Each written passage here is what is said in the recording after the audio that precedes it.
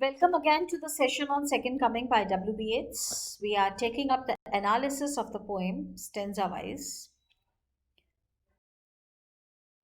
We know that this was written in 1919 in the aftermath of First World War, and the version of the poem was published in the edition of Michael Robarts and the Dancer, which was dated 1920, because there are numerous other versions of the poem also. And the preface and the notes in the book contain some philosophy which is attributed to Roberts.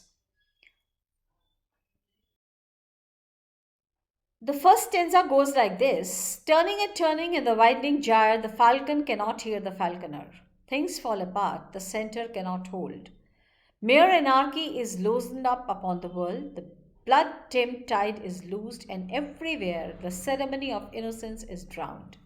The best lack all conviction, while the worst are full of passionate intensity. See the kind of conviction and strength that every single word and phrase contains. Now, let us begin the analysis of the poem. This poem is a very modern poem, we know, which depicts the Christian era and the beginning of barbarian era. Since it was, we have to understand that it was written at the time of First World War. So, W.B. Yeats had seen atrocities, mass killings, diseases, and deaths around. So, this makes him believe that there is no concept of morality in this world. And the one who believes in doing the wrong things is the one who gets more benefited.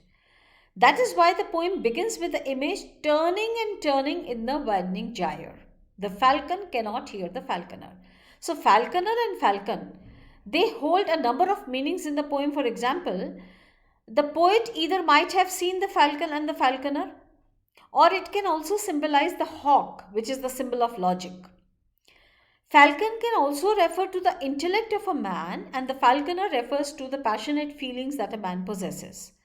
So, this image of the falcon and the falconer, it continues throughout the poem, and the word gyre.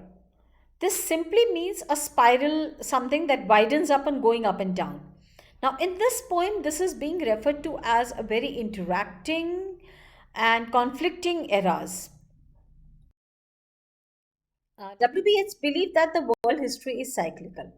So, when one era is replaced by the other, which is quite opposite to the first, the image of the falcon, it depicts the Christian era that comes around 2000 years ago.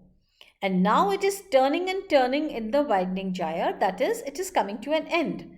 And it will soon be replaced by a new era, which does not have any humanity and kindness because it is dark and barbarian.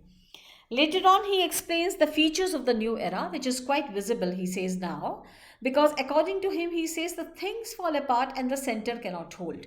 Now, the center here refers to the falconer, and the things it refers to the falcon.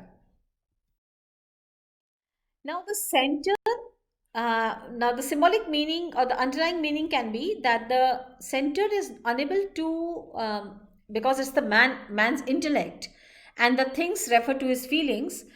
Now, these are uncontrollable due to his greed. So, the world here means only because the center is unable to hold, anarchy and confusion are prevailing all over the world, and the blood is flowing like a stream. That is, there are mass killings, murders, and deaths everywhere. Since there is no appreciation of the innocent, the good people or the intellectual people, they don't get any justice. And whereas the people who are full of passionate intensity are enjoying.